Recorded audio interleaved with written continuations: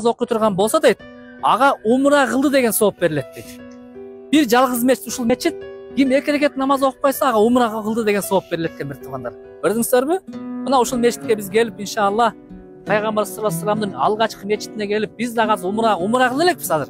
Бирок умранын соогун таап коелу, иншалла, 2 рекет намаз окуйбуз дагы. Анан пайгамбар саллаллаху алейхи вассалам бияка өзү биринчи жетип келери менен эң биринчи эмне курам деди? Мечит пайгамбардын адаты боюнча пайгамбар эң биринчи условия түзүш керек намаз окуганга.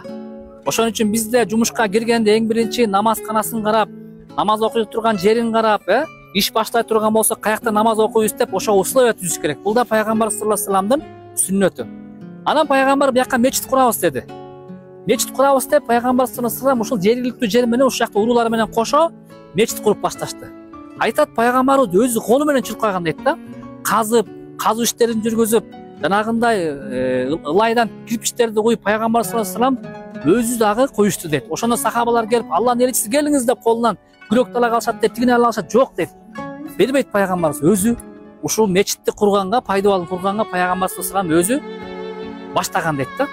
Анан бул мечит салынганда ушул жакка пайгамбар саллаллаху алейхи вассалам болуп, сахабалар ушул жакка келип окуп башташты. Пайгамбар ушул жерде мечитте 10 күн окуган дейт. Анан Алла Таала ушул мечит тууралуу Куранда аят түшүргөн.